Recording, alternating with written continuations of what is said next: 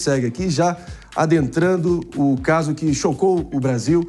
E eu, sinceramente, acho que vale a pena a gente seguir aqui escavando em busca de respostas, porque, para mim, esse caso é um divisor de águas. De uma vez por todas, eu sinto que tem um consenso se formando na sociedade, na mídia, dentre vários setores, que o Brasil, basicamente, é um narco-estado hoje. Ou a gente enfrenta a bandidagem de frente, ou seremos reféns eternamente. Muitas dúvidas ainda pairando no ar sobre a morte de Antônio Vinícius Lopes Gritzbach, o delator do PCC. Inclusive, vale a pena mencionar aqui, pessoal, que uma força-tarefa foi criada para investigar a ação marcada pela ousadia, o atrevimento absoluto dos criminosos, tudo com cenas de pânico total e absoluto no aeroporto de Guarulhos. Eu já vou acionando aqui minha dupla David de Tarso com as informações mais recentes nessa trama insana. David, conta pra gente. Pois é, Marinho, muitas questões levantadas, inclusive ontem, durante toda a tarde, analisei alguns processos, até mesmo tudo que envolve o caso, né, alguns documentos. E eu queria também entender qual foi o contexto que o Vinícius Gritzbach foi até Maceió.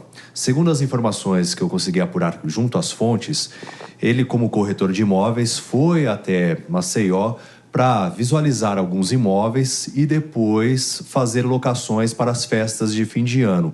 Entre essas locações também estaria um imóvel que seria direcionado à família dele. E ele teria recebido uma ligação de uma pessoa que devia para ele até foi pego de surpresa por essa ligação, dizendo: olha, quero começar a pagar uma dívida com você.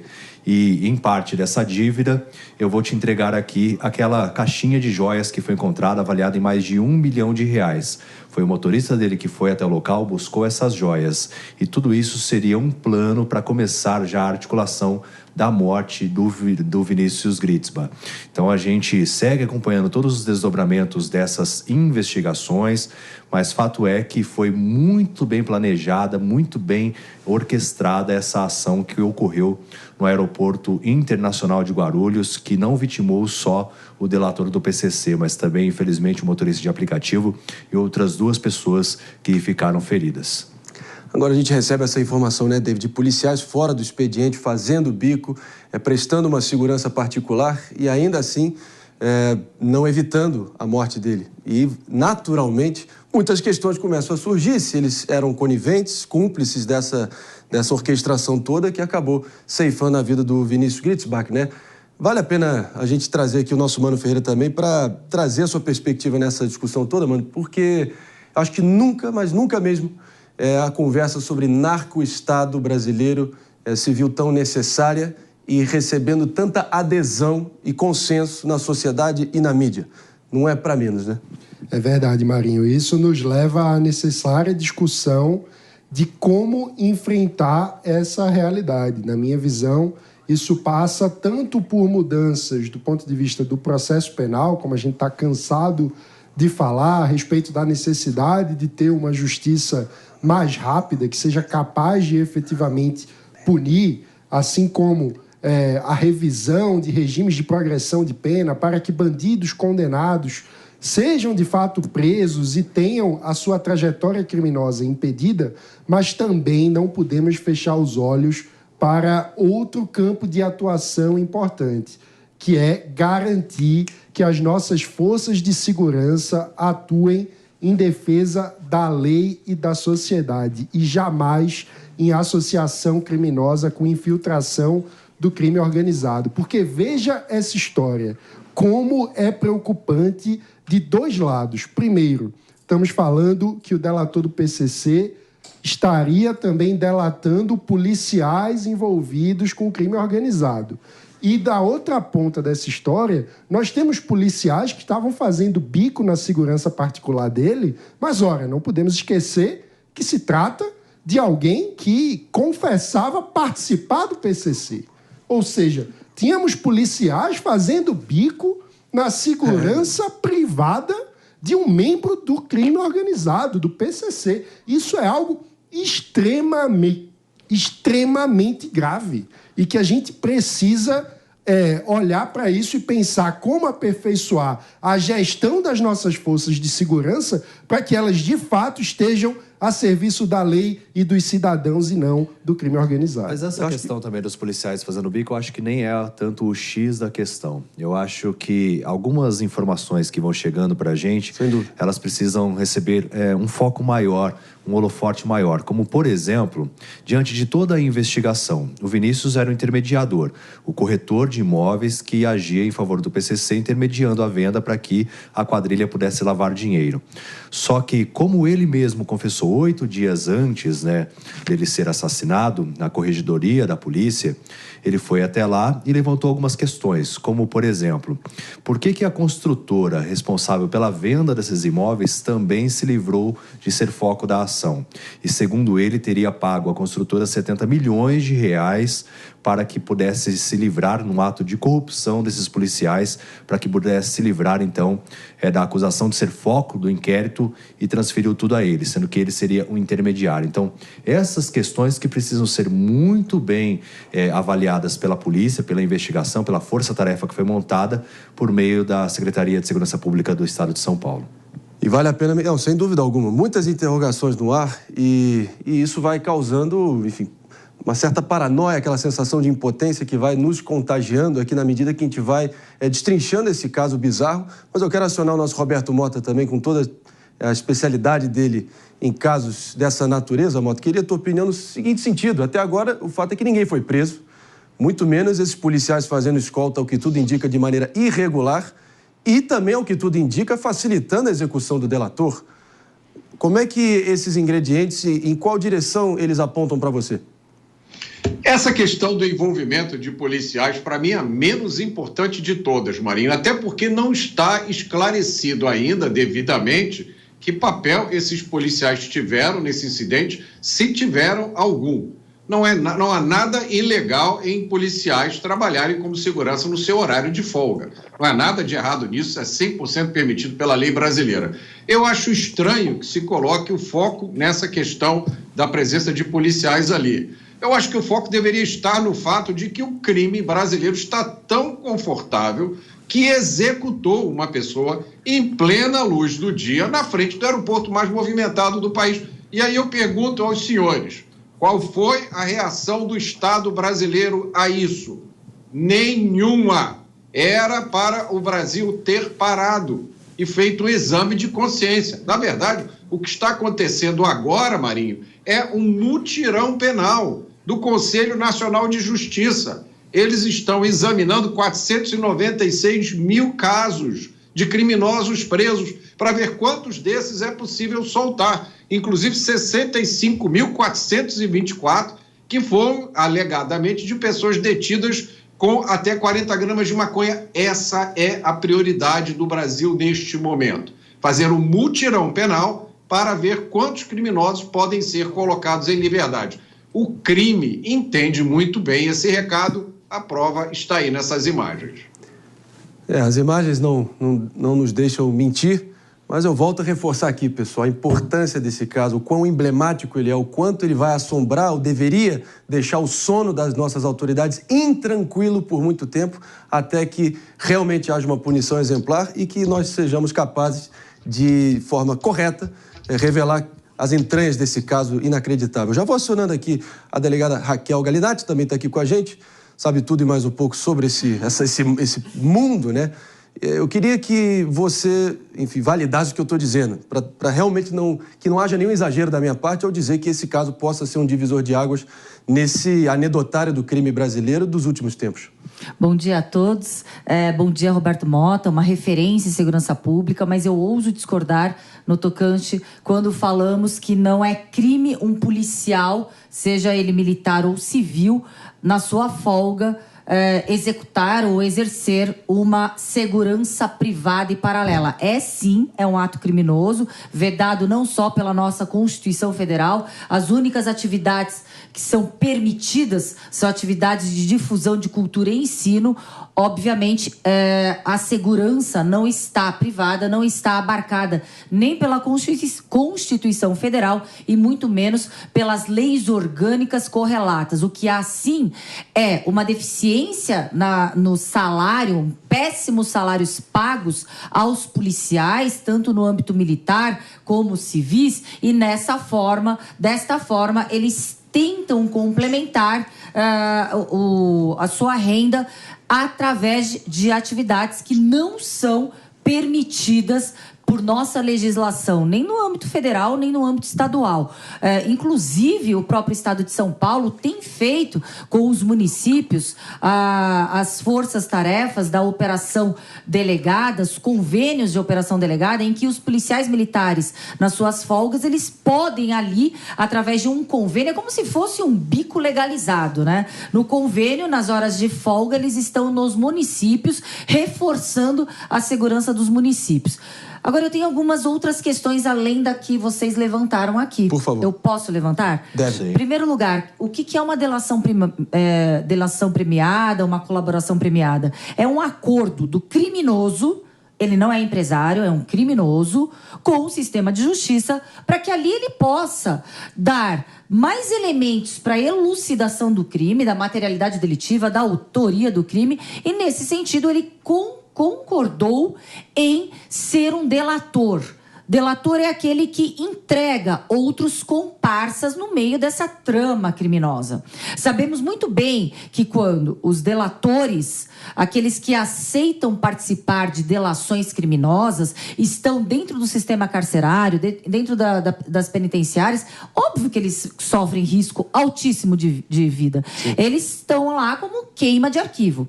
A minha dúvida é: o porquê o Ministério Público, que realmente foi o autor da delação e colaboração premiada, não proporcionou, por parte do Estado, a preservação da vida deste alvo? Mas essa questão já foi até tratada pela gente ontem aqui, porque ele assinou um documento dizendo que não, ele iria arcar por conta própria da segurança dele.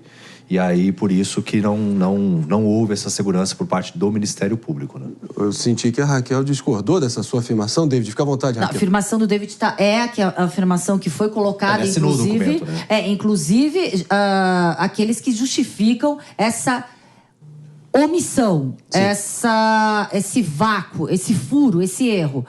Ora, um criminoso, ele pode impor ao Estado a sua opinião. Um criminoso que está sendo investigado dentro de facções criminosas, peça-chave numa facção criminosa, ele pode falar: eu opto não ter controle da minha vida?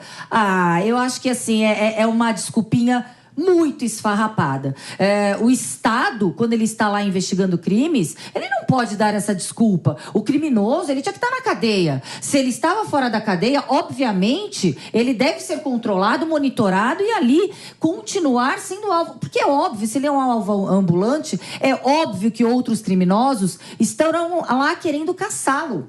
E criminosos, eu digo, se possivelmente, porventura, integrantes, agentes policiais estiverem participando desta facção criminosa, desse crime, são criminosos também. Não são meus colegas, são bandidos que usam distintivos e têm que ser muito mais gravemente punidos e extirpados da instituição.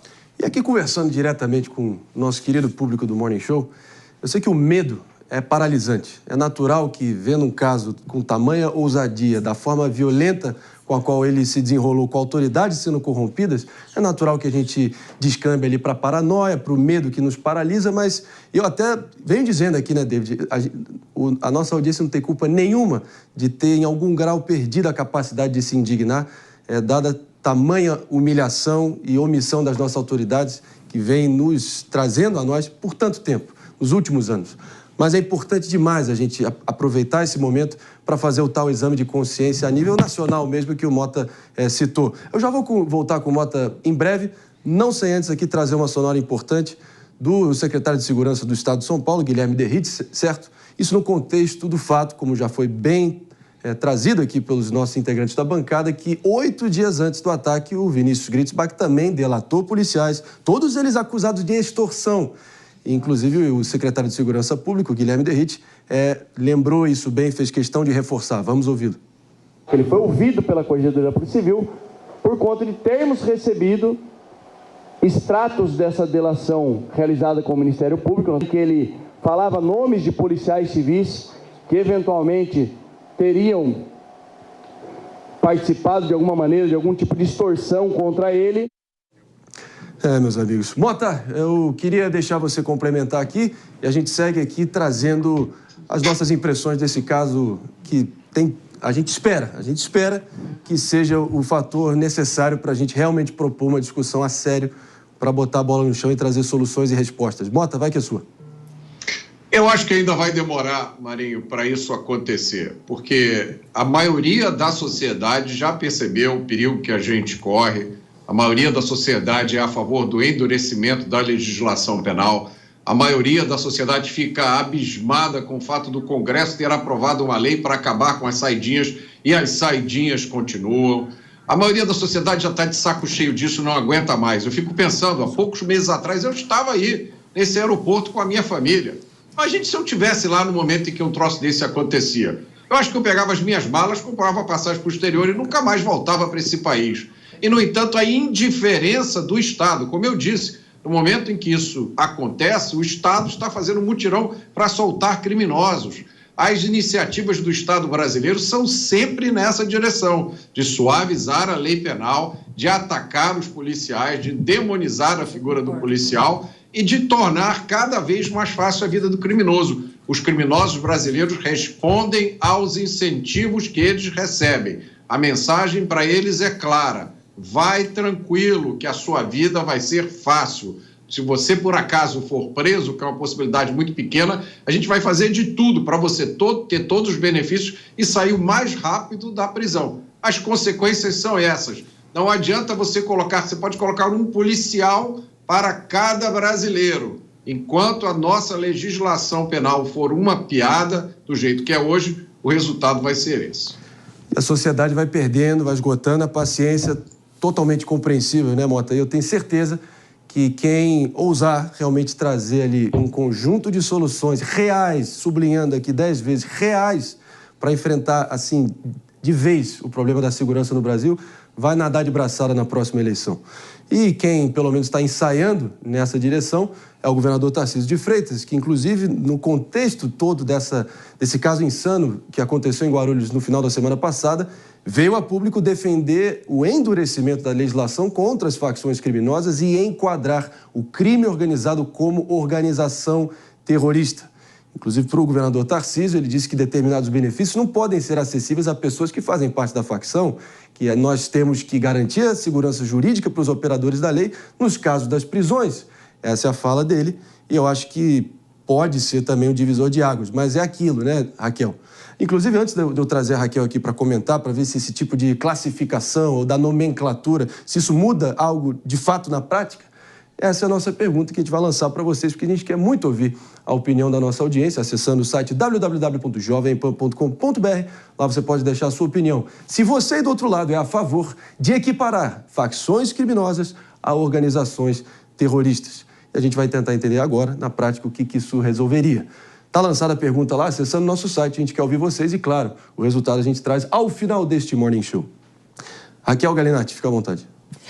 Eu acredito que quando a gente compara facções criminosas com o terrorismo, nós estamos minimizando a atuação da facção criminosa. Porque o terrorismo, ele tem nuances de cunho religioso, étnico, político, é algo fundamentalista, é algo que tem uma origem. O crime é nefasto, é cruel, é covarde. O crime é o que tem de pior na sociedade. E a gente tentar, de uma certa forma, colocar uma nomenclatura com um cunho ideológico, político-partidário, religioso, claro que a gente ameniza os atos. Eu acredito que o nosso governador Tarcísio, ele quer o endurecimento. Quando a gente fala em terrorismo, o terrorismo ele tem algumas particularidades. Então, eu acredito, concordo, corroboro que deve ter o endurecimento, inclusive no endurecimento nas corregedorias que integram o sistema de justiça criminal. Veja bem, não estou falando apenas na polícia, corregedorias que integram o sistema de justiça criminal, sob pena de não caminharmos ao narco-estado. Porque quando o crime ele consegue sucesso, ele consegue lucro, obviamente é porque ele tem já no Estado, maculando o Estado, contaminando e apodrecendo o Estado, um dos seus. ali dentro de instituições. Isso é muito factível, isso é muito óbvio da gente entender. Então, além do endurecimento da lei, temos que ter um endurecimento, sim, das corregedorias, das instituições de Estado, principalmente aquelas que integram o sistema de justiça criminal. Porque a famosa lei antiterrorismo foi um debate que, enfim, foi uma lei sancionada ali pela presidente Dilma em 2016. Sempre que tem alguma baderna generalizada, violenta no Brasil, esse tema volta à discussão aqui para ver o que dá para classificar como terrorismo, o que não dá. O fato é que foi importante até para frustrar certos planos sendo arquitetados de planos terroristas durante as Olimpíadas de 2016. Mas, ao mesmo tempo, muita gente acha que é para só reprimir movimento social ou qualquer princípio de baderna. Nesse caso aqui, teria alguma diferença na prática para evitar casos bizarros e trágicos como esse de Guarulhos, David? No meu entendimento, o governador ele colocou o caso para que a gente tenha uma estrutura melhor, mais bem amparada em situações adversas como essas. Porque, por exemplo, tudo deu certo para que ocorressem esses assassinatos. A Guarda Civil Metropolitana, na imagem que a gente observa anteriormente, que a gente exibiu aqui no Morning Show, tinha um ônibus ali, um micro-ônibus da Guarda Civil Metropolitana de Guarulhos, que fica instalada justamente naquele local. Esse ônibus aí, para quem nos acompanha pela imagem, mas para quem está no rádio, é um ônibus da Guarda Civil Metropolitana que fica justamente no local onde foram realizados os disparos, né? E aí, a informação, até mesmo foi aberta uma investigação para apurar isso, de que os guardas civis que estavam nessa unidade, que ficam nessa unidade, eles foram atender a uma outra ocorrência. Outra situação também é o veículo quebrar. Outra questão é que faltava o policiamento por parte da Polícia Militar para ter efetividade em reação a esse episódio. Então, uma ação muito bem orquestrada. E o sentido do governador dessa fala é de que a gente tenha um gerenciamento de crise maior, um plano maior em relação à segurança nesses ambientes, nesse cenário de terrorismo. A gente vai seguir trazendo tudo aqui. Já vou te acionar, Mano Ferreira, não sem antes fazer um rápido break para todo mundo que está sintonizado na rede Jovem Pan de Rádio. Sua dose matinal de informação e entretenimento. O Morning Show volta daqui a pouquinho. A gente segue adiante aqui para todo mundo ligadaço no Morning Show. Já te acionando, Mano Ferreira. Fica à vontade para complementar. Marinho, eu acho que todo cidadão brasileiro concorda com a necessidade de endurecer o combate ao crime organizado e de aumentar a eficiência do Estado, da Justiça. E há um debate muito sério que precisa ser feito nesse sentido para tornar o processo mais rápido, para fazer com que quem é condenado cumpra de fato a pena para o qual foi condenado. Ou seja, toda essa agenda, eu acho que tem um consenso na sociedade, apesar da política fechar os olhos para esse. Agora, essa questão de ficar mudando nomenclatura, na minha visão, é tão cosmético e tão populista que me parece quando a esquerda quer mudar o nome das coisas como se mudar o nome fosse resolver. Não vai. Se a gente muda o nome, a justiça, e não muda a lei do processo, não muda a forma como a justiça funciona, os problemas vão continuar os mesmos. Então, me decepciona que o governador Tarcísio, no meio de uma crise de segurança como essa, venha com a proposta de nomenclatura. O que a gente precisa é avançar com mudanças concretas na estrutura do sistema de justiça, e eu concordo muito com a doutora Raquel Galinatti, que as corregedorias são um ponto essencial, porque não seremos capazes de combater o crime se o crime estiver infiltrado dentro do Estado. A indignação é nossa. O medo que tenta nos paralisar é generalizado, compreensível. Mas na medida que nós aqui a gente se propõe a realmente tentar entender como evitar situações como essa no futuro, o ideal é a gente ouvir quem realmente está nessa seara, quem trabalha há tanto tempo, e como uma das delegadas mais exaltadas há tanto tempo, Raquel Galinatti, quero te ouvir, porque enquanto o Mano Ferreira estava comentando, você, pelo visto, estava consentindo e concordando. É por aí? Sim, eu concordo. Aliás, eu concordo com que tudo está sendo discutido aqui. Corroborando, inclusive, agora a fala do Roberto Mota, a gente tem que ter uma atenção específica, porque o que eu percebo? Vários fatos sendo colocados para a gente não tentar tirar a teia e ver qual é o principal problema. O principal problema começou quando um criminoso ficou nas ruas. E aí eu concordo com o Roberto Mota. Um criminoso nas ruas é uma é uma ameaça ambulante a todos. Por quê? Se ele é um alvo e se ele vai para um supermercado, se ele vai para um bar, se ele vai para um restaurante, se ele vai para um aeroporto e se ele é um alvo de criminosos, claro que a incolumidade pública fica ameaçada. Todos que frequentam bares, restaurantes, aeroportos, praças públicas estão em risco. Então, eu sei, eu estou sendo insistente, mas eu toco nessa tecla da incompetência numa gestão de uma colaboração premiada não ter a previsibilidade das consequências ao ter, pelo delator, pistas a serem colocadas, inclusive pistas muito graves quando ele aponta criminosos infiltrados em instituições policiais. Instituições policiais que detêm o poder bélico. E se esses criminosos estão ali, obviamente, eles são muito mais lesivos para a sociedade. Que são bandidos disfarçados usando distintivo dentro de forças policiais. Então, o que eu vejo? As facções criminosas, elas contam com o elemento surpresa, com o elemento intimidatório, porque são covardes. Mas a gente tem que saber que em aeroportos, por mais que haja uma conjugação de forças, tanto da Polícia Federal, Polícia Civil, Polícia Militar, até mesmo as guardas civis municipais, as forças operacionais não estão em cada posto dos aeroportos. Agora, doutor, uma coisa também que eu gostaria de entender é quando há um desvio de investigação, como por exemplo, o Vinícius ele foi sequestrado no começo de janeiro de 2022. Se você me permite, David de Tarso, uma breve interrupção só para recepcionar os ouvidos atentos de todo mundo sintonizado no corre do dia a dia, no carro, no trabalho, enfim, todo mundo ligado aqui no nosso Morning Show. E a gente fazendo questão de inaugurar o nosso programa aqui hoje, dando todo o enfoque, toda a atenção necessária para o caso trágico, macabro que aconteceu em Guarulhos e todos os desdobramentos, e que isso sirva, e a gente faz questão aqui de reforçar, sublinhar, que isso sirva ali do choque necessário para as autoridades se mexerem e proporem realmente uma discussão a sério para mudar esse troço. David de Tarso estava com a palavra, fica à vontade. Porque, assim, o Vinícius ele foi sequestrado em janeiro de 2022, ficou 9 horas, e esse caso foi investigado pela delegacia anti-sequestro. Mas aí a investigação não seguiu por essa delegacia específica, voltou para o DEIC. E teria, segundo algumas fontes que eu consultei, o DEIC apaziguado a situação. Claro que tudo isso ainda vai ser investigado, isso é com base em informação em fonte que eu tive. Esses desvios de investigações, quando eles, por exemplo, você está numa delegacia específica e segue para outra, como que funciona isso? Há algum tipo de apuração também por parte da corregedoria? Nós temos um vácuo absurdo na nossa lei orgânica, que é a ausência da autonomia institucional. Muitas vezes, investigações elas podem ser avocadas e podem ser sufocadas por ingerências de todas as esferas. Traduzindo, existe uma ausência de vontade para que tais investigações tenham continuidade.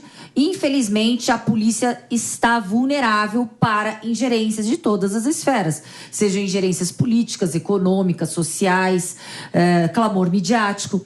Mas o que é correto? Se é um crime de sequestro relâmpago ou se foi um crime de sequestro, extorsão mediante sequestro, ela tem que ser investigada pela delegacia especializada, que é a delegacia anti-sequestro. Isso é óbvio.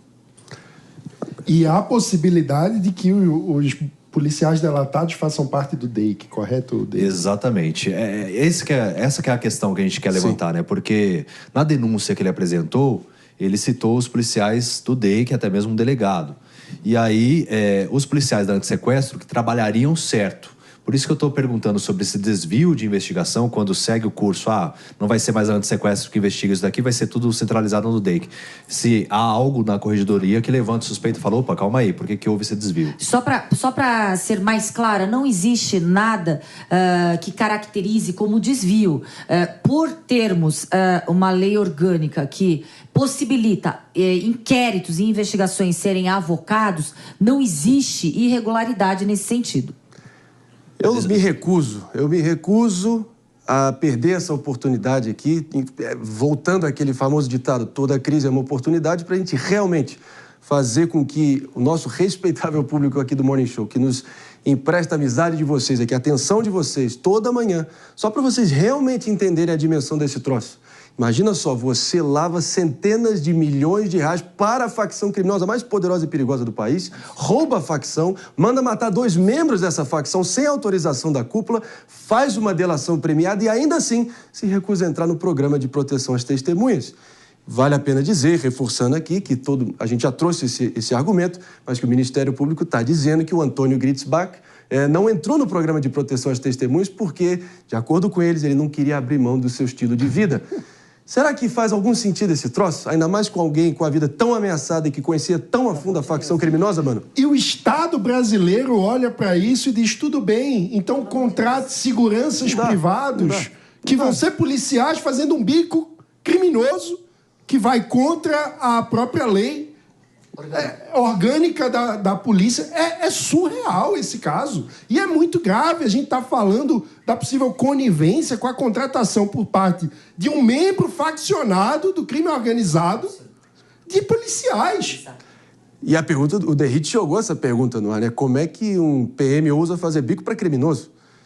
Que bicos de policiais fora de expediente, temos inclusive essa fala? Temos. Então vamos lançar aqui, só para não me deixar mentir, e em nome da precisão, vamos ouvir o secretário de Segurança, Guilherme Derrite.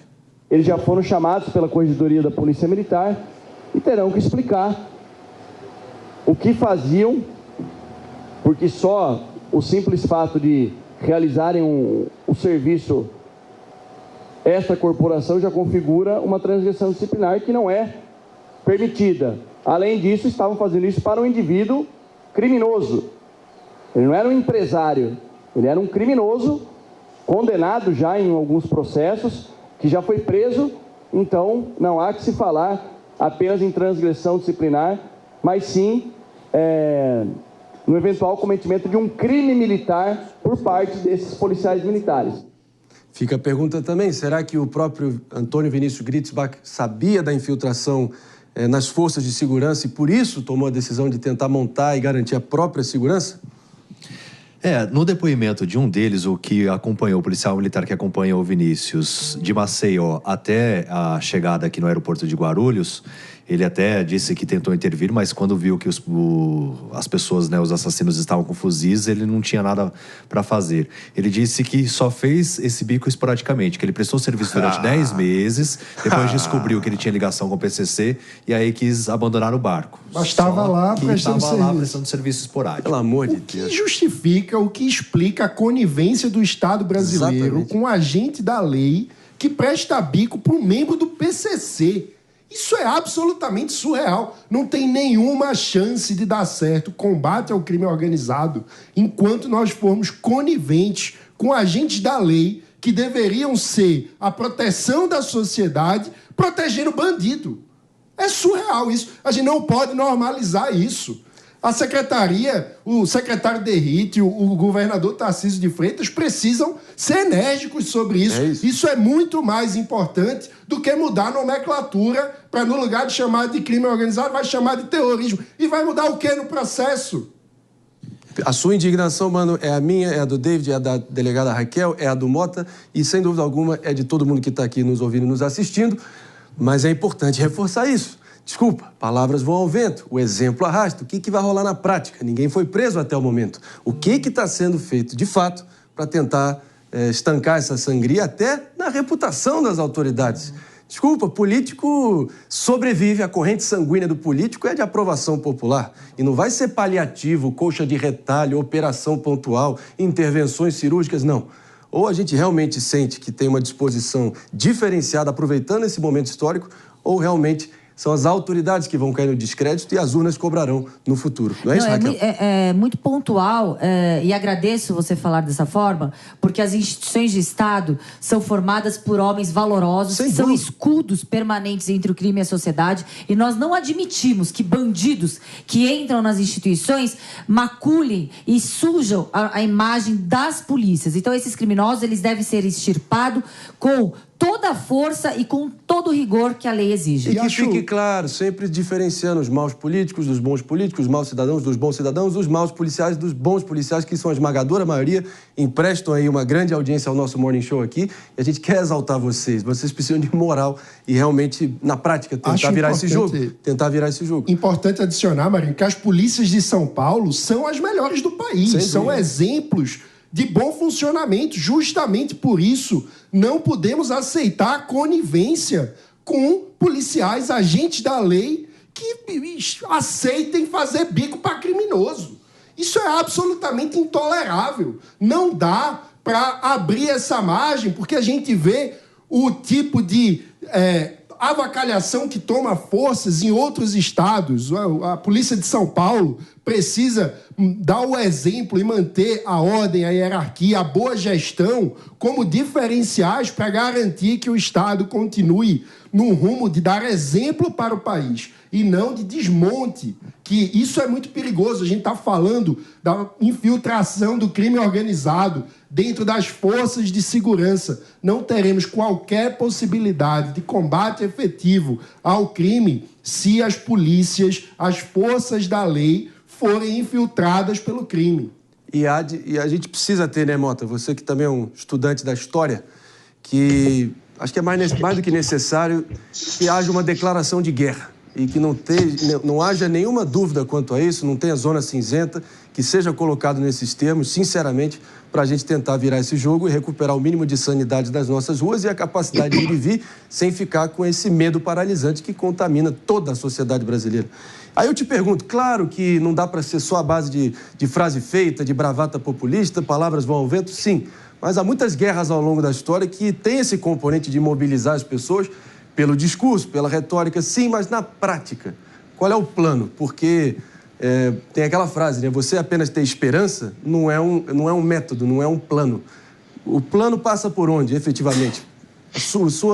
A sua suspeita, pelo menos a sua experiência, te conduz a qual direção?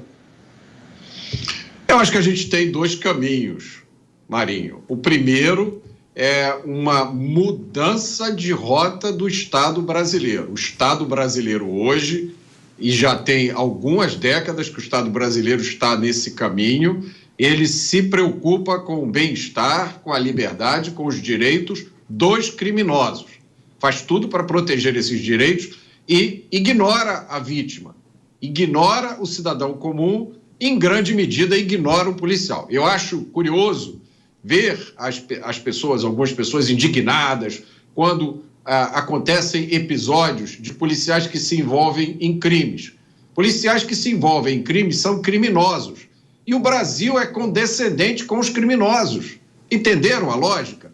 Se você protege os criminosos e cria inúmeras oportunidades para eles agirem, você não vai conseguir punir os policiais que se envolvem com os crimes também. Eles também são criminosos, eles também vão se beneficiar. Então, vamos lembrar só que não faz muito tempo, um dos maiores traficantes internacionais preso aqui no Brasil saiu pela porta da frente da cadeia, liberado com autorização judicial. Então, vamos lembrar que tem 2 semanas, um motorista que foi preso com quase 1 tonelada de cocaína foi solto na audiência de custódia. Vamos lembrar um outro caso em que um traficante internacional teve um helicóptero, uma lancha, uma mansão, carros de luxo devolvidos a ele. Esses objetos foram comprados com que dinheiro? Com dinheiro do tráfico de drogas. Esse é o ambiente que reina no Brasil. Esse é o ambiente que essa é a direção que o Brasil escolheu ir já faz 30, 40 anos. É isso que tem que mudar. Não adianta uma medida pontual. O que a gente tem que mudar são as ideias que hoje guiam o sistema de justiça criminal do Brasil. Muito bem colocado, Mota. E realmente dói para a gente aqui, sinceramente. É aquela famosa sensação de impotência vendo que o diagnóstico é esse, precisamente o que você acabou de trazer há 30, 40 anos, como também você bem mencionou. E ao longo de todo esse tempo, talvez a coisa só vai se agravando e os tentáculos dessas facções só se estendendo. Mano, complementa, a gente segue em frente. A gente precisa que os políticos que têm uma visão de combate ao crime tenham foco, porque não adianta, nesse momento, entrar com pautas diversionistas como mudar a classificação, por exemplo, quando a gente sabe que o que precisa é haver uma revisão da lei penal, para que seja, de fato, uma mudança estrutural e a gente tenha celeridade no processo judicial e capacidade do Estado de punir o criminoso. E o gancho perfeito para a gente exaltar quando um policial pune devidamente um criminoso. Já virando a chave aqui, e não sei antes, a gente só deixar o último recado aqui da importância desse caso, que as autoridades se mobilizem nesse sentido. Só pedir encarecidamente para a minha diretora Helena aqui liberar o ponto, mas olha só, é isso, reforçando aqui, sublinhando que, mais uma vez, e a gente tem que seguir adiante aqui com vocês,